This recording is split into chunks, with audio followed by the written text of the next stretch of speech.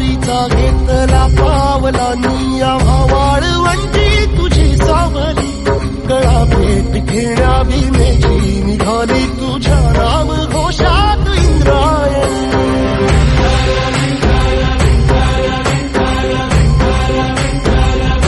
भिडे आसमंती ध्वजा वैष्णवांची उभी पंढरी आज नानावली तुझे नाव ओठी तुझे रूप धानी जीवाला तुझी आस गाला गली जरी बाप साऱ्या जगाचा परी तू आम्हाले करांची तू माऊली